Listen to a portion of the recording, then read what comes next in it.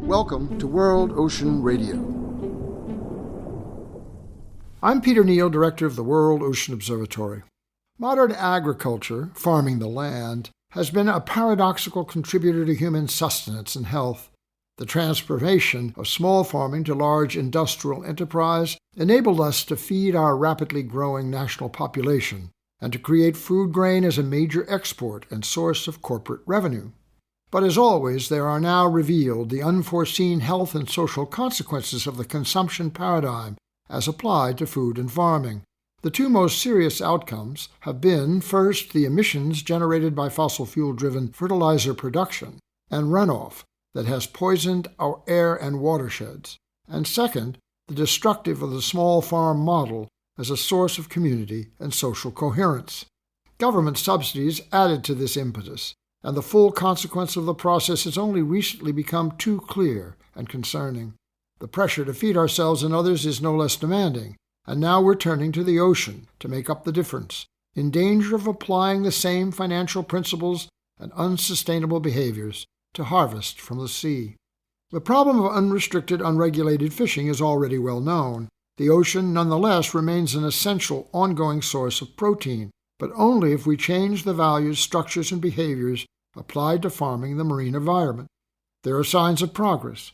In Iceland, there are laws requiring the use of 100% of the fish, requiring that no part of fish caught can be tossed overboard as bycatch, that a utility for every part be developed. An amazing wave of invention and enterprise has followed, with new small businesses offering new fish-based cosmetics, bandages for cuts and burns, fish bone probiotics, even ice cream and clothing made from what before was considered nothing but waste. Lobster fishing is an example of a sustainable fishery limited by numbers of fishers and pots, by season, by size and gender, and now even more so by conflict with other marine interests, the preservation of right whales among them.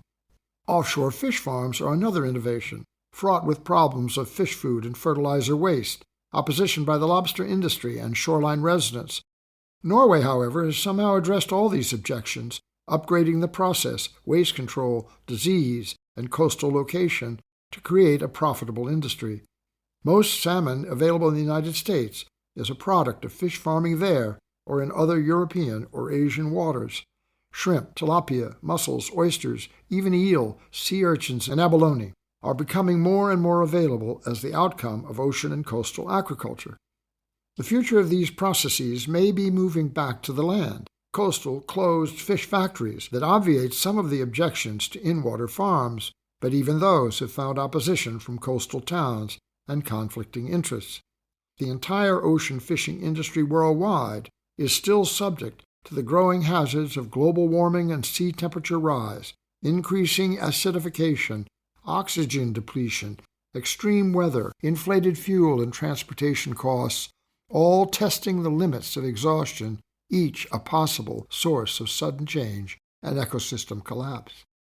Seaweed is next, and today it's becoming another, perhaps less vulnerable area for marine food development. In Japan and Southeast Asia, and alongshore in the U.S., there is growing enterprise and market demand for seaweed as a high-nutrition food source with proven impact on human health. Long life expectancy in Japan is attributed to high consumption of seaweed over time. As seaweeds are rich in bioactive compounds not present in terrestrial food sources, they represent a new approach toward understanding and treating disease.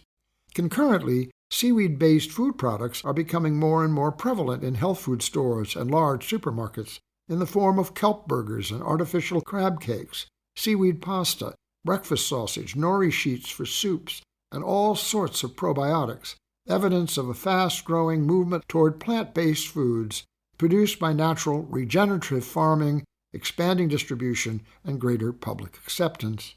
Seaweed is ubiquitous in the marine environment as a harvestable plant and algae. It can be grown sustainably.